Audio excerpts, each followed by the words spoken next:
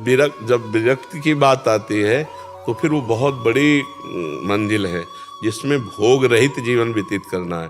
गृहस्थी में क्या है कि भूख लगी तो भोजन मिल गया, काम सताया तो पत्नी है, मोह सताया तो बेटा है, लोभ सताया तो रुपया है, हर व्यवस्था है। लेकिन विरक्त के जीवन में ये सब नहीं है। वो एक बहुत कठिन जीवन है और वो जब उस जीवन का निर्वाह करता है भगवान के चिंतन में लगा कर के चित्त वृत्ति को, तो देखो एक तरह से ठेका ले लेते हैं अपने लोग। जैसे मान लो ये शरणागत जन है तो इनको उपदेश दे रहे हैं, लेकिन जो अपना जीवन पूरा समर्पित करके हमारे लिए जी रहा है, अब उसके लिए ठेका कि उसके भजन में भी कमी हो, उसके आचरण में कमी हो, तो भी उसे परम पद मिलेगा, क्योंकि उसने पूरा जीवन समर्पित कर दिया है। अगर कहीं चूक हो जाती है, कोई कमी रह जाती है, तो मेरी कमी होगी, इनकी कमी नहीं होगी।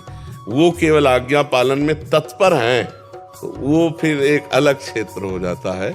और ये प्रसन्नता का क्षेत्र होता है। उसमें प्रसन्नता से थोड़ी मतलब, उसमें ठेका है।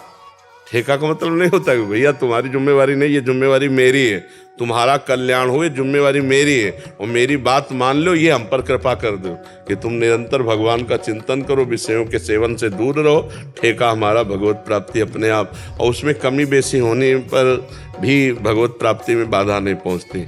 लेकिन आपका परिवार है, आप भी अपनेपन में कुछ लिए हुए हैं, और ये अपनापन छोड़कर केवल हमारे हैं। न माँ, न बाप, न रिश्ता, न नाता, न भोग सामग्री, न घर, न मकान, ये केवल मेरे हैं।